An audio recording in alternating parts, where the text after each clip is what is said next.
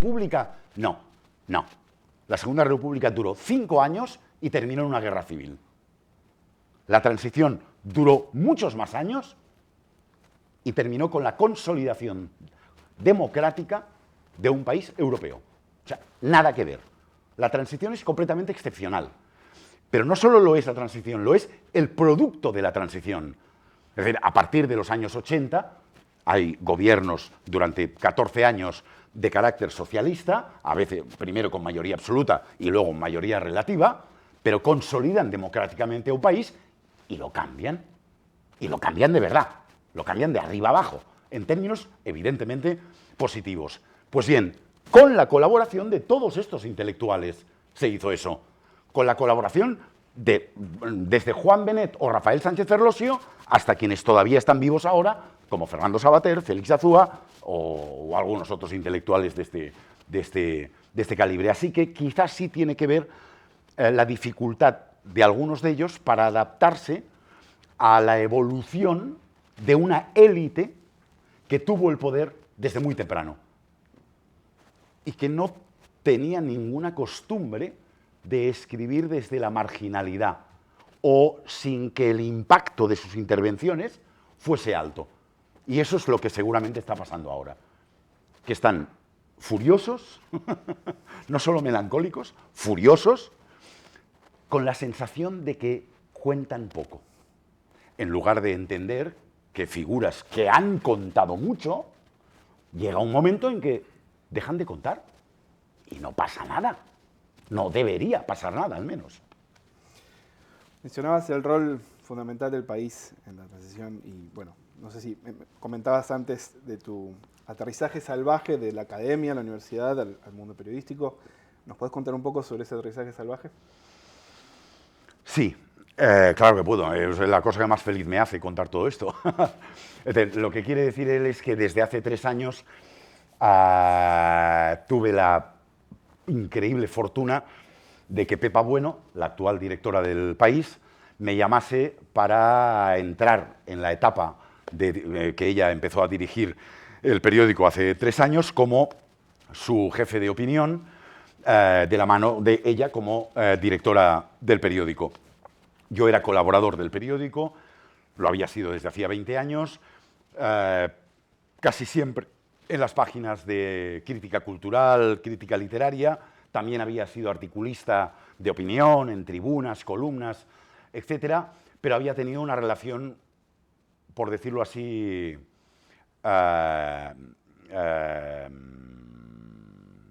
menos fluida en algunas de las etapas del periódico. El hecho de que Pepa Bueno me llamase para proponerme esto fue una llamada totalmente estupefaciente. Dije que sí, de inmediato, por supuesto, pero para mí era un cambio radical. Yo era un profesor universitario que había dedicado toda su vida a escribir toneladas de libros, cantidades ingentes de libros, además casi siempre larguísimos y por tanto ilegibles, menos estos dos, que por eso los han traído, que son los dos pequeñitos que hice. Los otros son, pero larguísimos, muchos de ellos, y ya está, era mi vida. Y sí, dar conferencias y escribir artículos. Entrar en un periódico, en ese cargo directivo de jefe de opinión, un jefe de opinión de un periódico se encarga de los editoriales del periódico y de las tribunas y columnas habituales del periódico. Es decir, todo lo que significa el aparato de opinión de un periódico, que es un periódico tiene 2 patas, la información y la opinión. Ya está. Por tanto, el nivel de responsabilidad era evidentemente altísimo, pero no tenía nada que ver con lo que había sido mi vida de profesor, conferenciante, autor de libros, etc. Como suele decir Pepa con mucha gracia, me decía desde el principio, tú no lo sabes, pero acabas de bajar a la mina de minero. Y era verdad, es un trabajo totalmente absorbente, es decir, no hay tiempo para respirar, debería haber tiempo para pensar, pero es mentira, no lo hay que pensar a toda velocidad, porque un periódico es una máquina que, bueno, ahora con lo digital ha cambiado, pero en el fondo sigue siendo algo que tiene un origen y una caducidad inmediatos. Antes eran 24 horas, ahora son 6. Porque si pasa algo, al cabo de una hora, ¿qué una hora? Al cabo de 20 minutos, ha de salir ya un comentario de opinión valorándolo.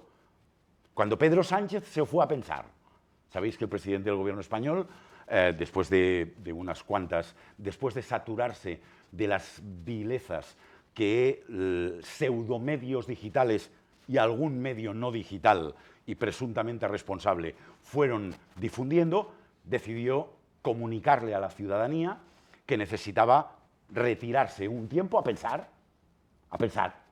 Se estuvo 5 días pensando. Claro, cuando supimos eso, alguien tenía que escribir ya, como si supiésemos qué iba a pensar, cuál iba a ser la solución. ¿Qué es lo que se hace? Conjeturar. Bueno, se puede hacer con más o menos gracia, pero pues yo creo que el presidente, y otra dice, no, pues yo creo lo contrario, nadie sabe nada.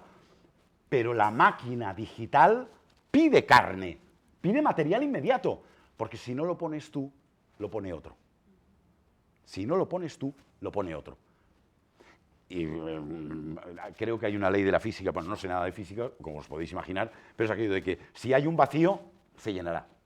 Vale, pues si el país no dice nada durante un día sobre qué piensan sus columnistas, sus articulistas de ese golpe de que es una carta mandada a la ciudadanía por parte de Pedro Sánchez, la opinión será la de otros medios o incluso pseudomedios, es decir, falsos medios digitales que no son medios ni nada, son intoxicadores profesionales, pero eso es otra cuestión. Relevante, pero es otra cuestión. Por tanto, ¿qué cambió? Pues todo. O sea, Pepa Bueno me cambió la vida del todo. Del todo es del todo. Y luego la gestión misma de un periódico es evidentemente algo de una... En la naturaleza del oficio va lo frenético, lo de una maquinaria incansable en la que siempre tienes que estar pensando en qué puede interesarle a un lector, qué voz puede interesarle a un lector, quién puede opinar de una manera original que no reproduzca lo que dice cualquier otro medio, qué punto de vista puede resultar iluminador bajo esta catarata de información aparente que tenemos en el churro constante. ¿Quién puede decir algo desde el humor, desde la periferia, desde la originalidad de pensamiento, que no sea simplemente mimético? Decir lo mismo que dice todo el mundo. Claro, pues se te tiene que ocurrir. Pero, como digo Pedro Sánchez, pero puede ser la pandemia, puede ser el volcán, puede ser Gaza, la barbarie que estamos viviendo en Gaza, y dura, y dura, y dura, y siguen cayendo los muertos, clan, clan, clan, clan, venga muertos, y llevamos 6 meses escribiendo artículos en los que inevitablemente hay repeticiones, hay redundancias, hay previsibilidad, pero esperamos que haya alguien a quien se le ocurra algo nuevo. Y hay que pensar en esa persona, hay que detectarla, hay que encontrarla y conseguir que lo publique en el periódico, que evidentemente, sí, es decir, el país ahora tiene 360.000 suscriptores digitales. Bueno, evidentemente es el mayor, con mucha diferencia, medio ahora en España. Vale, pues esa opinión podrá tener una difusión mucho más alta que en cualquier otro medio español ahora. O sea, ¿qué cambió? Todo, cambió absolutamente todo. Dejé de leer, dejé de escribir y sufría, solo sufría. ¿Te convertiste en un intelectual melancólico? En absoluto, hombre. Más feliz imposible. No, ¿cómo me iba a llevar a la melancolía eso? Todo lo contrario, te lleva a la euforia. Por una cosa increíble. Una cosa increíble y muy bonita. Que la voy a decir, las dos cosas son verdad, que voy a decir ahora, son profundamente antitéticas. Una de las frustraciones más grandes de esos 2 años y pico haciendo ese trabajo, han sido la cantidad de cosas que pensé y que no se pudieron hacer. O sea, tremendo. No, vamos a hacer... No, sí, se me ha ocurrido... No, pero no porque Pepa dijese que no, porque no se podía, porque la persona con la que pensabas te decía, no, no puedo. Ah, ya. Vale, la cosa más fantástica que me ha pasado, la cantidad de cosas que he podido hacer. Es completamente verdad. Es decir, proponerle a autores, autoras, ilustradores, humoristas, viñetistas que no escribían en el periódico, oye, ¿te apetece escribir en el periódico? Flavita Banana, una humorista que a mí me parece genial, una maravilla de humorista, de viñetista. Escribía en el periódico, pero lo hacía una vez a la semana y yo dije, oye, esta mujer es muy buena, ¿por qué no la sacamos más? Vale, pues la sacamos más, o sea, salió bien. Y lo mismo con muchos colaboradores que o no habían escrito nunca o escribían muy poco y que ahora escriben mucho. ¿Me gusta más a mí el periódico ahora? Sí. A nuestros amigos melancólicos no solo no les gusta, sino que se han ido del periódico. Algunos de ellos se han ido. Ya no digo nada más. No tengo reloj, no sé qué hora es. Unos cuartos, tenemos tiempo para una pregunta más y después abrimos el Fantástico. Quería hablar un poquito de tu libro Contra la Izquierda y que me contaras cómo fue la recepción del libro, cómo cayó el libro en España. Yo ya no vivía en España cuando lo sacaste y bueno. No puedo contestarte bien. Okay. No puedo contestarte bien porque no tengo una memoria precisa de los artículos, reseñas y críticas que salieron sobre él. Yo creo que en general no hizo mucho ruido. Es decir, no estamos hablando de un libro que cambiase la historia de España, ni nada parecido, ni en broma. Ni siquiera fue un libro... Sí, entre la izquierda hubo una cierta conversación. Hay que situarse en el momento en que se me ocurre este librito, que es otro panfleto, pero un poquito camuflado. Cuando resulta que lo que existe es un enfrentamiento radical entre el Partido Socialista Obrero Español, el PSOE, y algo extrañísimo que ha pasado a su izquierda, que ha empezado a ganar centenares de miles de votos, una cosa que se llamaba Podemos, que nace de los hijos de los votantes del PSOE, frustrados, desengañados con ese Partido Socialista, y que llegan a alcanzar 5 millones de votos, igual que el PSOE, 5 millones de votos. Es decir, estuvieron a punto de superar en votos al histórico Partido Socialista, que era el partido de la izquierda socialdemócrata española desde hace más de un siglo. Contra lo que iba este librito era contra esa incompatibilidad, esa bronca, esa enemistad entre dos izquierdas condenadas a entenderse. Este librito promovía la necesidad de asumir por parte del PSOE, que ya no era el partido hegemónico de la izquierda, y por parte de Podemos, que aunque fuese un partido con un crecimiento y una emergencia alucinante, única en toda Europa, ni siquiera Tsipras en Grecia, un crecimiento alucinante, no estaba solo. Había 5 millones de votantes socialistas. Así que para ir a una posición de poder de gobierno iba a ser necesario ponerse de acuerdo. Ponerse de acuerdo. Y me diréis, Jordi, ¿te olvidas de que vienes de España? Hace 5 años que hay un gobierno de coalición, que es exactamente lo que pedía este librito. No es que me hiciesen caso, por supuesto que no.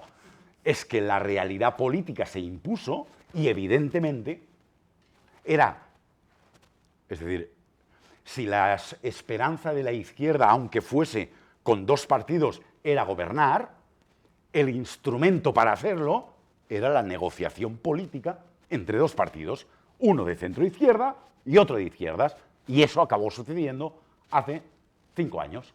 ¿Gracias a la moción de censura y una historia política complicada? Sí, pero de lo que se trataba era de intentar defender la conveniencia para el bien común, para la mayoría de los españoles, pero por supuesto para la mayoría del votante de izquierdas, la conveniencia de un acuerdo entre 2 fuerzas políticas que exhibían una enemistad, una competencia que arruinaba las posibilidades de un gobierno de coalición, que es lo que finalmente salió. Muy bien. ¿Hay alguna pregunta en el público, alguna observación? Manuel. Yo tengo alguna pregunta y también me tengo que disculpar porque me tengo que Muy bien. Muchas gracias por estar aquí y por habernos hablado naturalmente de esos dos libros también. Yo quisiera continuar la conversación y preguntarle si cree que las ideas que están en este librito de Contra la Izquierda, que yo leí y me quedé ojiplático porque me sorprendió para bien. Muchas gracias. Que alguien, se lo podría decir en castizo, pero estamos en igual formal, escribiera estas ideas que muchos podemos compartir. ¿Cree que ese libro hoy tendría la recepción que merece? Las ideas que hay ahí, la crítica de las alianzas con ciertos partidos, estoy pensando en la situación de Puigdemont y demás, ahora que también llegan las elecciones en Cataluña, ¿cree que todo eso hoy podría ser debatido también en España? La forma en la que usted plantea, la visión de la izquierda que usted tiene ahí en este... Me tendría que pensar bien la respuesta, cosa que no tengo tiempo de hacer. Yo creo, mira lo que voy a decir. Lo que se me ocurre decir es, ahora este librito es banal. A lo mejor ya lo era también cuando lo publiqué, ¿eh? Banal, quiero decir. Vale, muchas gracias, Manu. Te agradezco mucho que digas que no. Banal quiero decir que buena parte de lo que defendía este libro ha ido pasando en los últimos años, o al menos me parece que está más cerca la evolución de la izquierda en los últimos 10 años que cuando lo escribí. Tengo esa impresión.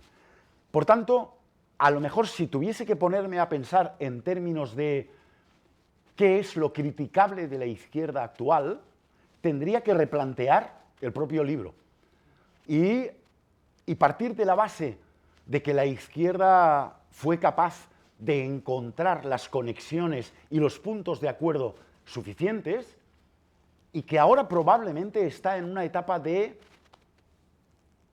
desorientación ideológica y no tanto política, ideológica. Como si algunos de los temas centrales hubiésemos olvidado que lo son. Y cito uno, que es el capital, la configuración federal de la España de las autonomías. Y desde Australia a lo mejor decís, pero si las autonomías, el estado de las autonomías es casi un estado federal. Es verdad, en términos de constitucionalismo comparado, cualquiera entiende que eso es una variante más de las múltiples variantes que hay de estados federales. Pues bien, un paso que queda por dar es justamente la culminación federal del estado de las autonomías. Y poner eso en el centro del debate político debería ser, desde mi punto de vista, una de las aportaciones más potentes de la izquierda hoy. Y el discurso no está. No se oye. No forma parte de lo que debería ser un futuro de consolidación de la España de las autonomías, y quizá ese sería un instrumento potente, la España federal, para sofrenar, atenuar las tensiones independentistas que en Cataluña estallaron en 2017 por responsabilidades compartidas de un gobierno español claramente conservador y de un gobierno en Cataluña independentista claramente situado en las afueras de la Constitución. ¿Y qué sucedió? Que hubo un estallido real en 2017. Te puedo decir que te veo muy nervioso. Corre. ¿Alguna otra pregunta, comentario? Tomás. Muchísimas gracias por la presentación, las respuestas. Hemos estado haciendo un curso en español avanzado sobre movimientos intelectuales y también sobre la historia intelectual. Y tengo una pregunta, no sobre tanto la historia, pero sobre quizá el futuro. O sea, estaba hablando usted antes sobre los intelectuales melancólicos y mencionó que obviamente hay voces ahora circulando en este presente, en este momento Claro. intelectual, que están llegando más allá, que tienen más visibilidad, más circulación y todo eso. Le quería preguntar, ¿quiénes son los intelectuales melancólicos del futuro? Los que están ahora hablando, No, circulando, qué mala esa y pregunta. se van, quizá. Lleva mucha maldad esa pregunta. No voy a contestar, no voy a contestar, porque sería una conjetura, la mía, que podría llevar a ser una profecía autocumplida, que es lo peor que puede pasar. Claro, imagínate que alguien se entera de que he dicho tal, tal, tal, tal, sucedería, ni hablar.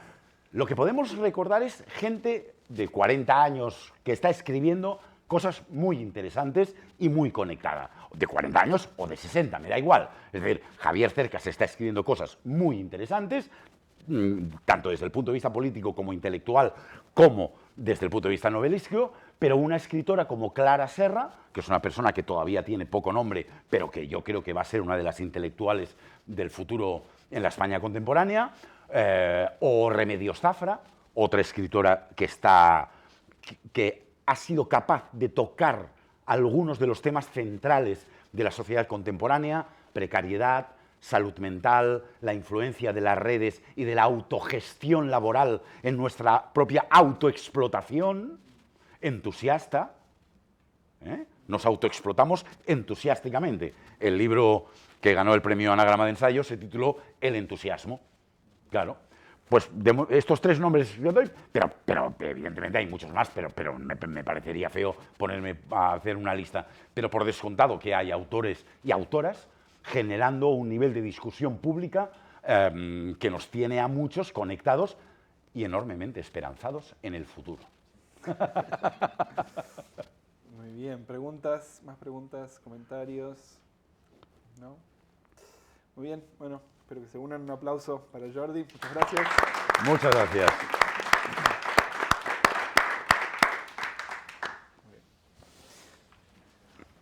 Vaya pregunta se te ha ocurrido, Tomás. Qué barbaridad de pregunta. Qué barbaridad de pregunta. Y suerte que no la he contestado. ¿Nos podríamos tomar una foto con los estudiantes Claro, del programa? por supuesto. Sector estudiantes de español.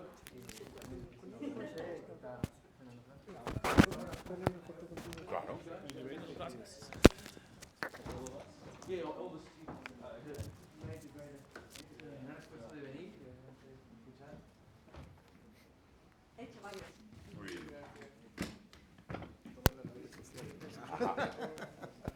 Yo no tengo ni una red social, o sea que...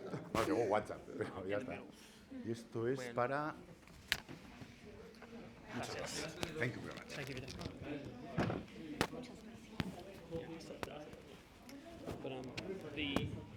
the audio, the battery, the audio's going into the camera. The battery. So like 5%. Where there's Yeah, do you reckon you're getting audio off the other mic? no, both buttons. So 5 seconds of no audio. Yeah.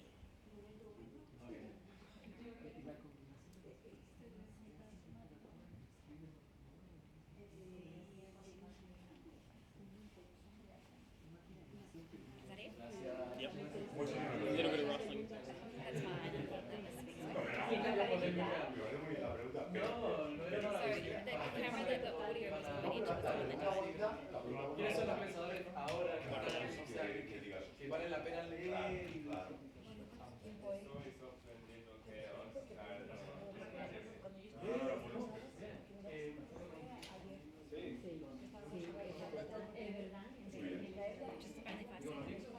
Just only 5 seconds. 5 between 5 and 10. Aquí primero.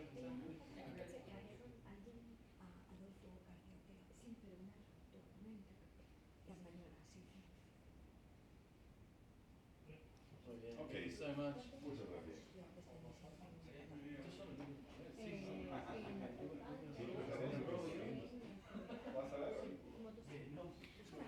Thank you for being flexible with the format was changed. Oh, that's all right. No problem. Probably worked out better anyway. So,